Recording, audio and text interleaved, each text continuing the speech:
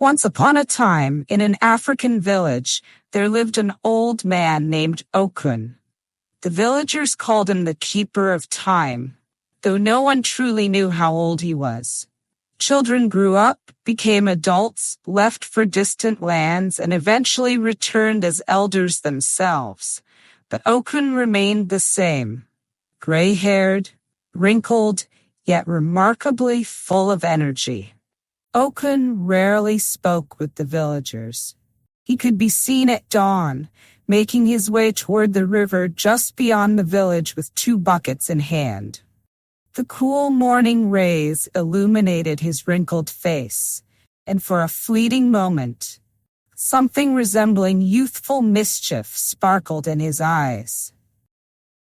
This mystery captivated the village youth, especially the younger ones. One of them, a tall, lean young man named Kwasi with a bold smile, had long been watching the old man.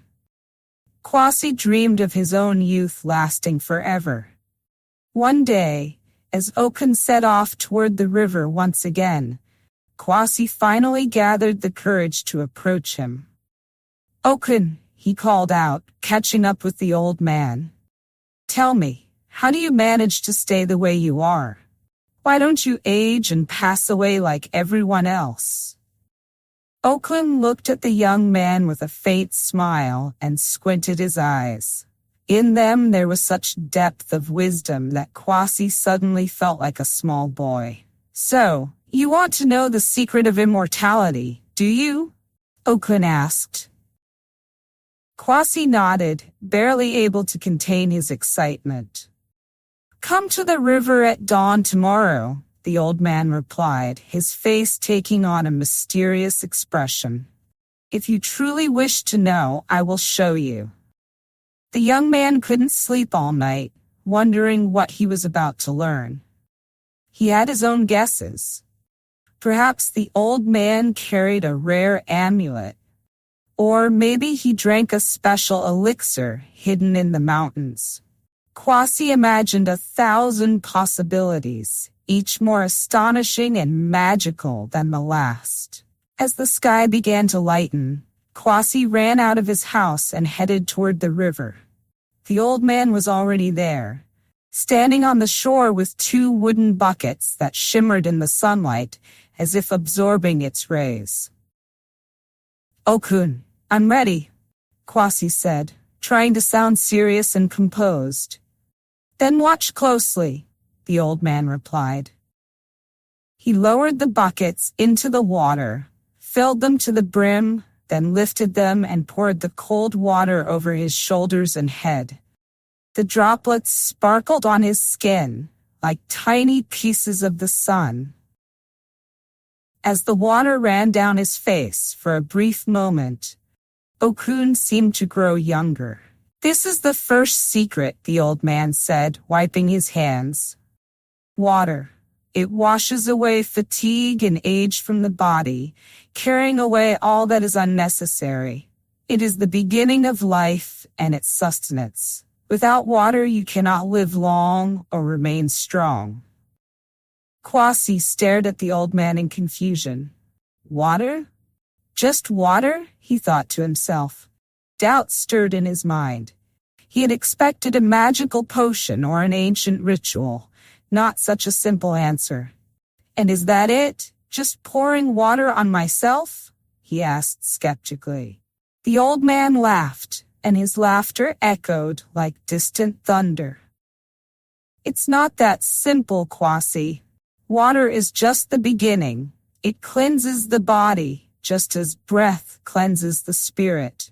If you want to learn more, you'll have to master patience.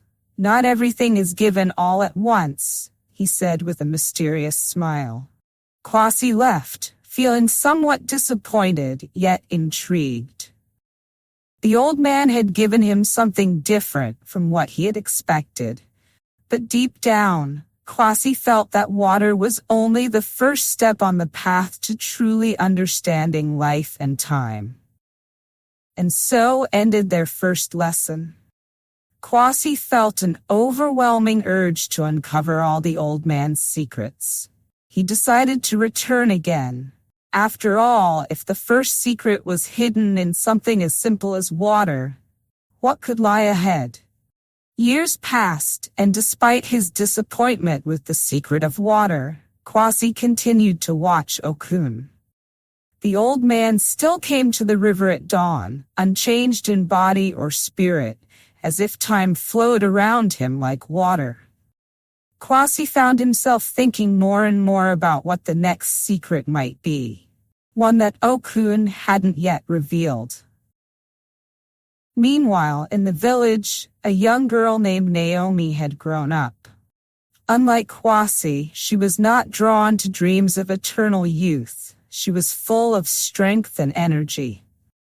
But she was captivated by the mystery of the old man, Okun. Her grandmother had told her that Okun had always been in the village, even when her parents were children. Naomi herself saw something magical and enchanting in this. One day, seeing Okun working in the field, Naomi gathered the courage to approach him. "Okun, tell me the truth. I've heard that you are immortal," she said directly, her voice full of determination. "I don't want eternal youth like Kwasi. I just want to understand how you manage to live as though time has no hold on you." The old man smiled, recalling determined Kwasi, and nodded. "All right, Naomi," he replied. "Come to me tomorrow, but not by the river. Come here to the field. I will show you something that few are ready to understand." The next day, Naomi woke at dawn and made her way to the field, where Okun was already standing, leaning on a stick. He handed her a hoe and pointed to a patch of overgrown land. "Let's start with this," he said. Naomi looked at him in shock, but didn't argue. Taking the hoe, she began to work, trying to keep up with the old man, who moved with such agility that he seemed no older than 30. Every time she grew tired and wanted to stop, Okun would raise a finger, as if to say, "Patience, Naomi." The sun slowly rose over the village, and sweat streamed down Naomi's face, but the old man kept working, never slowing his pace. After a while, she began to feel as though her body was filled with new energy, and the fatigue gave way to a lightness. She realized that the work didn't tire her. Instead, it brought a sense of freshness and strength. When the midday sun climbed high above the village, the old man finally stopped, straightened up, and looked at her. "Well, do you feel it?" he asked, pointing to her hands, trembling from the work but full of life. Naomi nodded, feeling a strange yet pleasant sensation within herself. She felt a strength she could never have gained from food or sleep. In that moment, she understood that labor doesn't drain energy, but rather gives it, if approached with the right mindset. "Labor is the second secret, Naomi," Okun said gently. "When you work, you fill your body with life, and in that process, it renews itself. Every day when you pour your energy into the earth, you receive it back. It's not just strength for the body, but strength for the soul." But how is this connected to immortality? Naomi couldn't help but ask, her eyes shining with curiosity and awe. If you feel alive every day, time has no power over you. Just like with water, work washes away what ages us from the inside. It keeps the body from hardening with inactivity and the spirit from fading, the old man explained, his voice quiet but steady. Okun walked over to a bush growing at the edge of the field and plucked a fruit, offering it to Naomi. As she took the fruit, she felt its sweetness and juiciness fill her mouth, quenching her thirst and easing her fatigue. "Delicious, isn't it?" he said, watching her reaction. "It's the same with life. When you invest your energy into it through work, the fruits you receive become sweeter. Naomi nodded. Now she saw the world differently. It was clear to her that the old man's secrets weren't magical, but real. Simple, yet profoundly deep. She remembered how her parents had always said that labor ennobles. But now, after working with Okun, she understood that labor truly is energy returned to life. On her way home, Naomi reflected on the old man's words.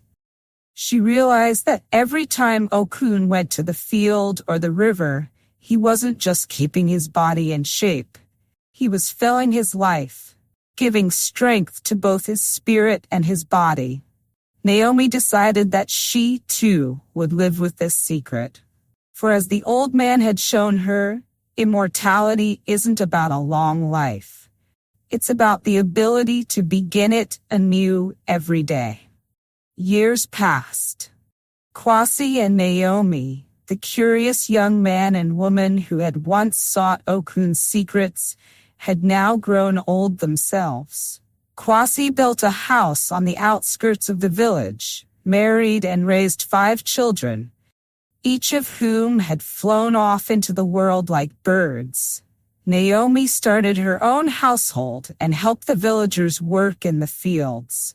Yet, despite the fullness of their lives, they couldn't forget the lessons of the old man. Okun, as always, continued to live among them, seemingly untouched by time. His eyes remained just as bright and his movements as lively. He still rose at dawn, went to the river for water, and worked in the field as though each day was the first.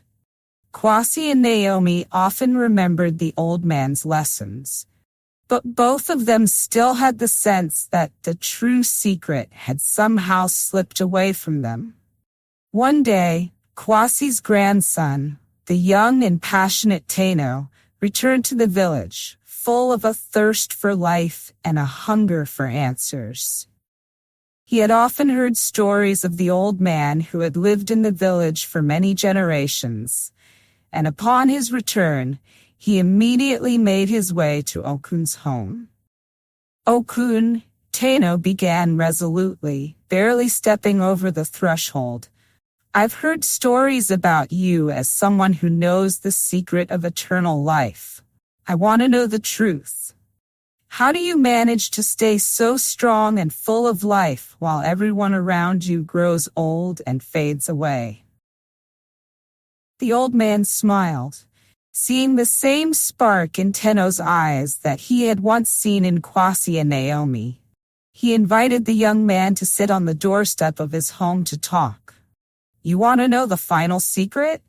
Okun asked, his smile gentle, yet still as mysterious as ever. Teno nodded, his gaze never leaving the old man. All right, Okun replied. Tomorrow at dawn, come to the hill beyond the village. Bring with you what you hold most dear in life. Teno spent the whole night wondering what to bring. He imagined many options. His mother's amulet, his grandfather's ring, the rare stone his grandmother had gifted him. By morning, he chose the oldest and most precious amulet he had always carried with him. The lucky charm passed down through generations in his family. It was this that he decided to take with him to meet Okun. The old man was already waiting for Teno on the hill. In the morning silence, the village below looked almost magical. Okun pointed to a spot beside him and nodded when he saw the amulet in Teno's hands. You've brought what is dear to you, and that's good, the old man said. But tell me, Teno, how do you value your life? What do you fall asleep with? And what do you feel when you wake up? Teno paused, thinking deeply. He rarely pondered such things. Each day had simply been another day, filled with routine and worries. He opened his mouth to speak, But Okun gestured for him to stop and continued. I want to give you the final secret, Okun said, his voice calm and steady. Every morning when you wake up, say thank you for being alive. Every evening when you go to sleep, thank the day for everything it has brought you. Gratitude is the third and final secret. It makes you younger and stronger than any potion or spell. Tenno furrowed his brow. He was confused. Gratitude? He had expected something more complex, perhaps a magical ingredient or a rare spell. But gratitude? Just gratitude, he asked, trying to hide his disappointment. Not just. Okun replied with a gentle smile. Gratitude is a powerful force. When you appreciate every moment, time loses its control over you. Respect for each moment makes your life deeper and more meaningful. After all, it's not immortality that extends life, but your love and attention to each day you live. Tenno fell silent, trying to understand the meaning of the old man's words. Several minutes passed, and at last the old man stood up. Go home, Tenno. Try to live the way I've told you. And then you'll understand that true immortality isn't in living a long life, but in a life full of gratitude. Tenno returned to the village with a new sense of determination. He decided to try the old man's advice, though he wasn't entirely convinced. Every morning, he started with gratitude for the new day, and every night, he ended with thanks for everything that had happened. Gradually, he noticed that the world around him was changing, or perhaps it was he who was changing. Simple things began to bring him joy, and his heart was filled with warmth. Over the years, Tenno grew wiser and stronger than he had ever imagined. Time seemed to slow down for him. The villagers noticed that he looked surprisingly young and began to whisper that he had learned the old man's secrets. But Tenno no longer thought about immortality. He was content with the happiness of each passing day. And old man Okun, despite all the years he had lived, continued to rise at dawn and give thanks for another day of life. Soon he was regarded not just as an old man, but as the true guardian of the village, a symbol of wisdom and love for life. His secrets remained a mystery, for they were too simple for most people to grasp. But those who had experienced them for themselves understood. True immortality is not found in eternal youth, but in eternal gratitude for each moment lived. May your life be full of joy and limitless possibilities. Thanks for watching. Be sure to share your opinion and don't forget to write a comment. Subscribe to my channel. See you in the next video.